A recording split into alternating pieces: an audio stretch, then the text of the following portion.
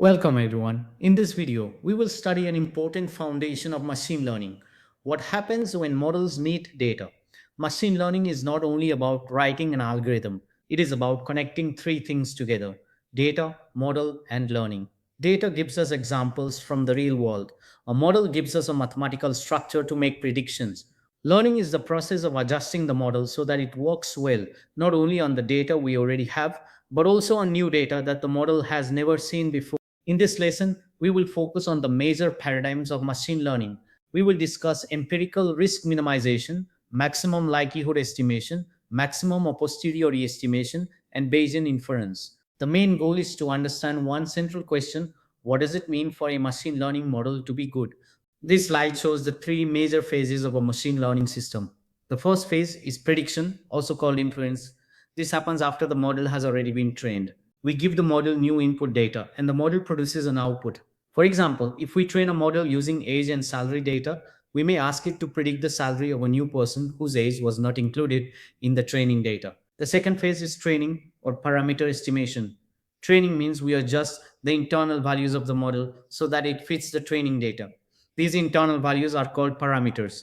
In a linear model, these parameters may be the slope and intercept of a line. The third phase is model selection or hyperparameter tuning. This is where we make higher level decisions about the structure of the model. For example, should we use a simple linear model or a more complex nonlinear model? Should we use a small regularization value or a large one? At the center of the slide, we see the main question: what do we mean by good models? The guiding principle is this: a good model should perform well on unseen data. This means the model should not simply memorize the training examples. It should learn a useful pattern that generalizes to future data. Before a machine learning model can learn from data, the data must be represented in a numerical form. In real life, data often contains text, categories, addresses, ages, salaries, images, or many other types of information. But most machine learning algorithms need numbers. So we convert the raw information into numerical features. For example, the word male may be encoded as a number. A postcode may be converted into latitude and longitude. Age is already numerical, but even numerical data may need scaling. The slide shows a data matrix written as x belongs to r to the power n by d. Verbally, we say x is an n by d real valued matrix. Here, n means the number of examples, d means the number of features or covariates. Each row of the matrix represents one data point.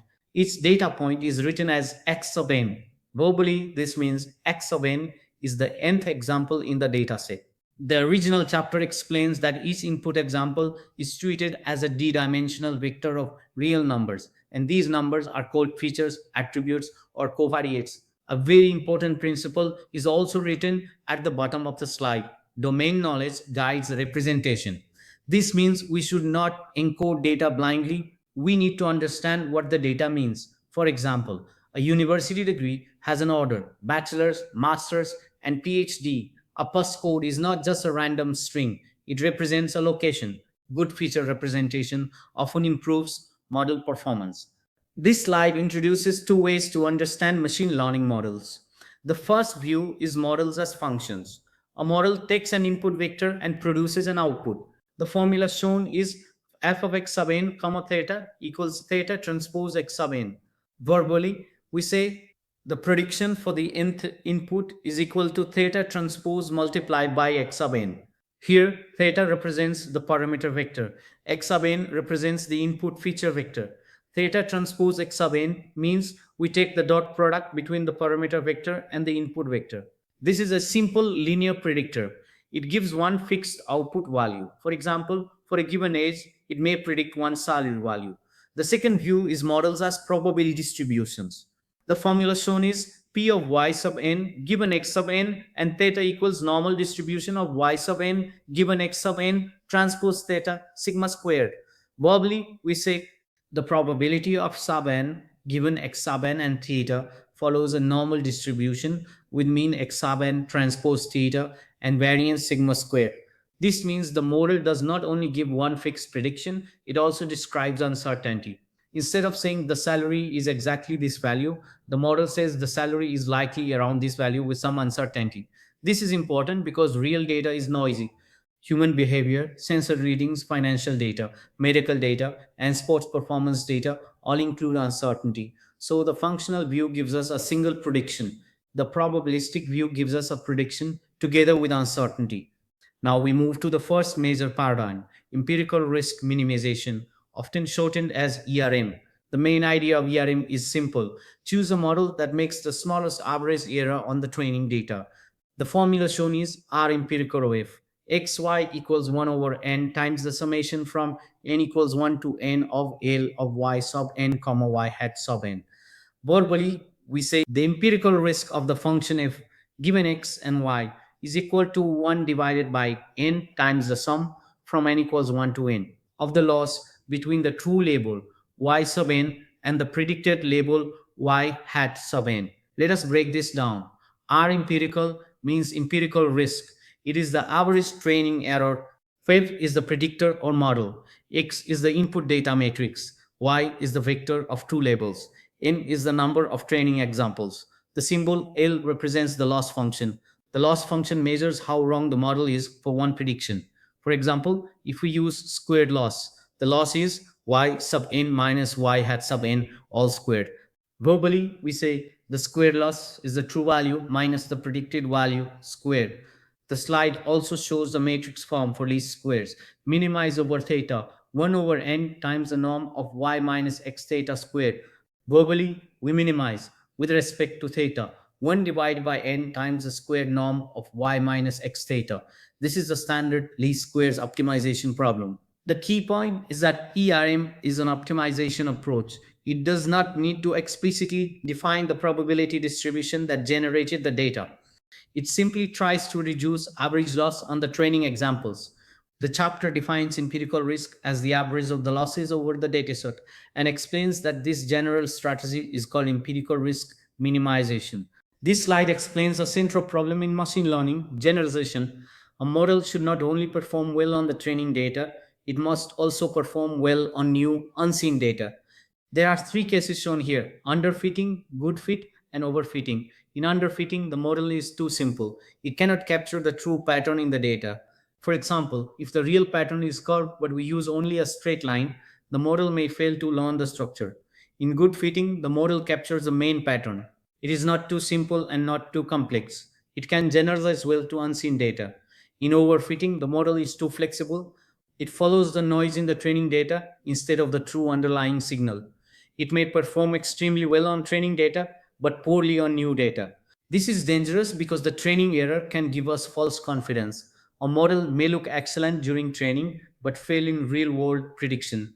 The original chapter explains that overfitting happens when the model has low training risk but high test risk. It also explains that a very flexible model can fit noise, not only meaningful signal, acquiescence. So the challenge is to find a balance. We need a model that is flexible enough to learn the pattern, but not so flexible that it memorizes noise. This slide introduces one solution to overfitting: regularization. Regularization means adding a penalty term to the optimization problem. This penalty discourages the model from using extreme or overly complex parameter values. The formula shown is minimize over theta, 1 over n times the norm of y minus x theta squared plus lambda times the norm of theta squared. Verbally, we say we minimize with respect to theta, 1 divided by n times the squared norm of y minus x theta plus lambda times the squared norm of theta. The first part, 1 over n times the squared norm of y minus x theta, measures how well the model fits the training data. The second part, lambda times the squared norm of theta, is the regularization term. Here, lambda is the regularization parameter. It controls the trade off between fitting the training data and keeping the model simple. If lambda is too small, the model may overfit. If lambda is too large, the model may become too simple and underfit.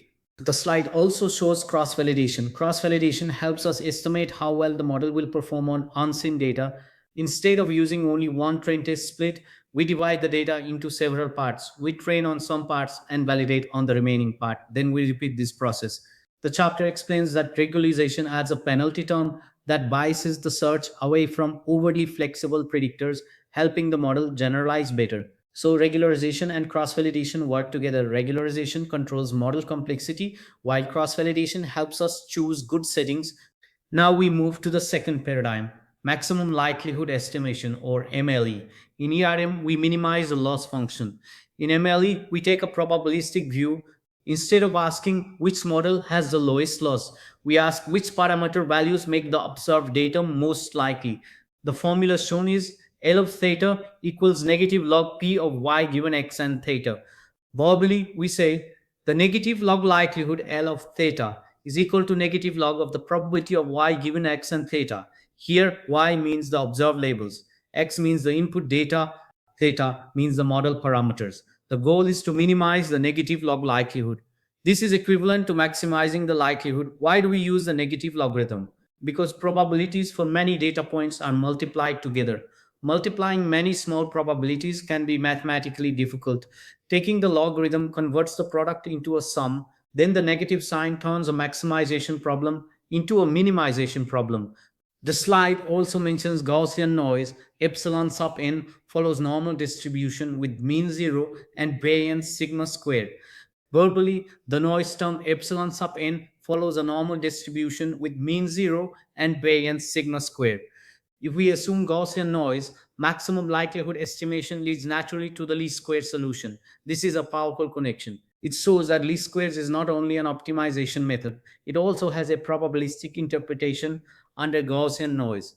The chapter explains that the negative log likelihood is a function of the parameters and is minimized to find parameter values that explain the observed data well. This slide introduces maximum a posteriori estimation or MAP estimation. MLE uses only the likelihood. It asks which parameters make the observed data most likely. MAP goes one step further. It also includes prior knowledge about the parameters. The formula shown is P of theta given x is proportional to P of x given theta times P of theta. Verbally, we say the posterior probability of theta given x is proportional to the likelihood of x given theta multiplied by the prior probability of theta. Here, f of theta given x is the posterior. It represents our updated belief about theta after observing the data. Pup of x given theta is the likelihood. It tells us how likely the observed data is under a parameter setting. Pup of theta is the prior. It represents what we believed about theta before seeing the data. The slide says posterior is proportional to likelihood times prior.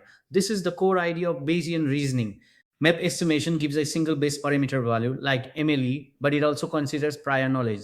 The slide also explains the connection with regularization. A Gaussian prior on the parameters can act mathematically like the penalty term in ERM. So MEP provides a probabilistic justification for regularization. In simple words, regularization says do not choose extreme parameters. MEP says extreme parameters were unlikely according to the prior. Different language, similar mathematical effect. Now we reach the third paradigm, Bayesian inference. This is a major conceptual shift. In MLE and MAP, we estimate one base parameter value, but in Bayesian inference, we do not choose only one parameter value. Instead, we treat parameters as random variables and compute a full posterior distribution. The formula shown is P of x equals integral of P of x given theta times P of theta d theta.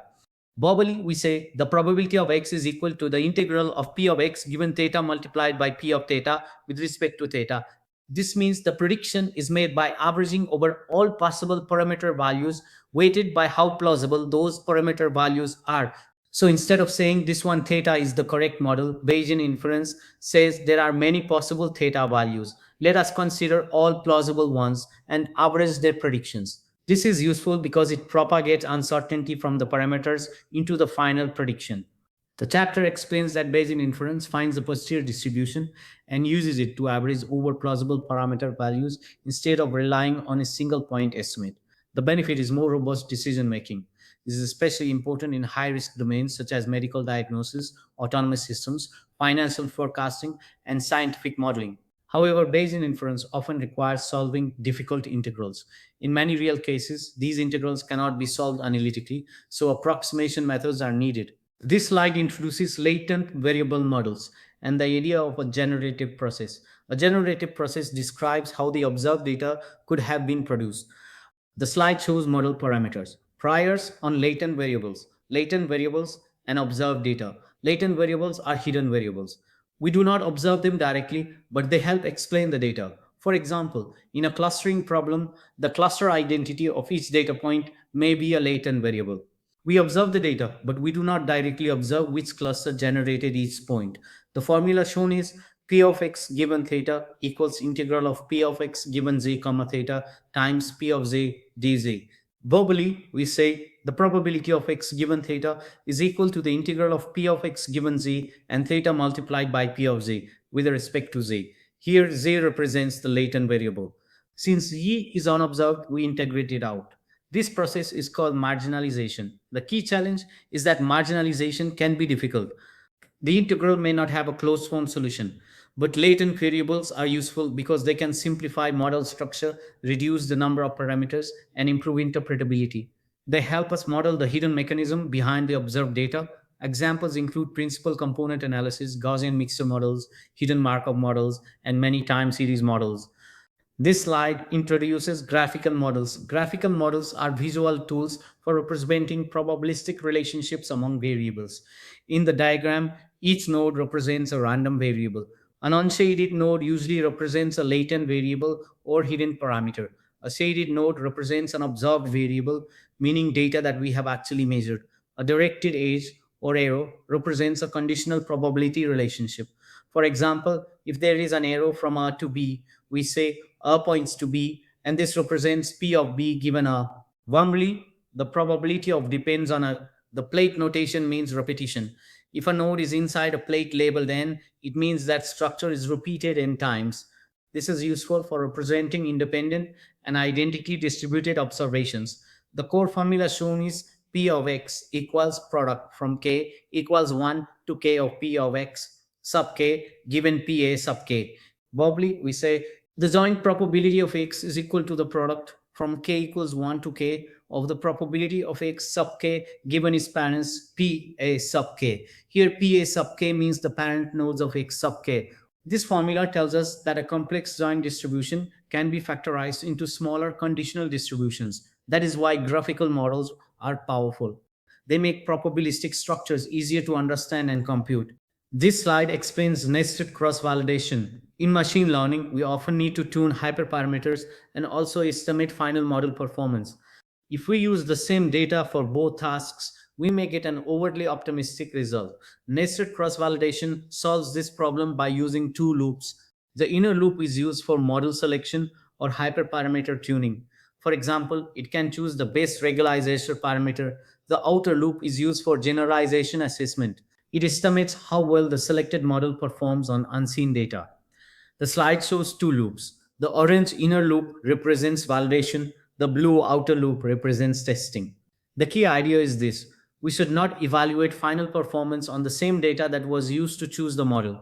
The chapter explains that nested cross validation uses an inner level to estimate performance for model or hyperparameter choices and an outer level to estimate the generalization performance of the selected model. So, nested cross validation gives a more honest estimate of model performance. It is especially useful when the dataset is small or when many hyperparameters are being tested. This slide explains an important concept, Bayesian Occam's razor. Occam's razor means that among models that explain the data reasonably well, we usually prefer the simpler model. In Bayesian model selection, this idea appears naturally through the concept of evidence. The vertical axis shows evidence, written as P of D given M. Verbally, we say the probability of the dataset D given the model M. A simple model can only explain a smaller range of possible datasets. But if the actual data falls inside that range, the simple model gives high probability to that data. A complex model can explain many possible data sets. However, because its probability mass is spread across many possibilities, it may assign lower probability to the actual observed data set. This is the key idea. A model should not only be able to explain the data, it should predict the data specifically and efficiently.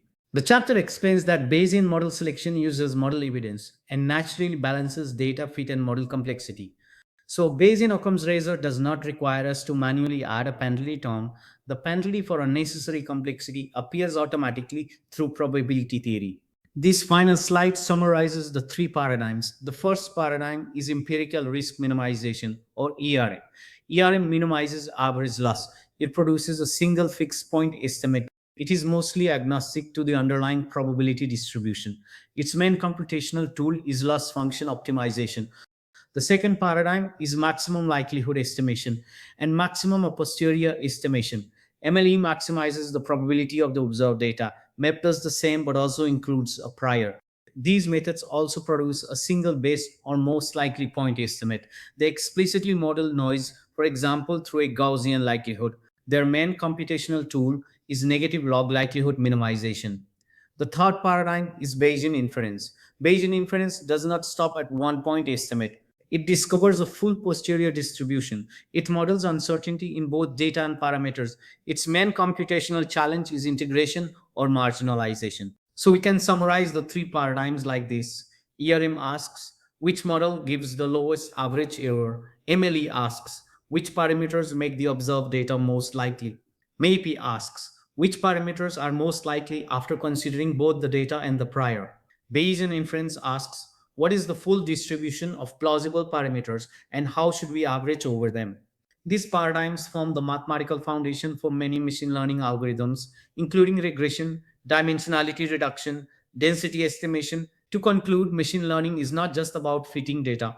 It is about choosing a model, estimating parameters, controlling complexity, representing uncertainty, and evaluating generalization. A good model is not the one that memorizes the past. A good model is the one that learns from the past and performs well on the future.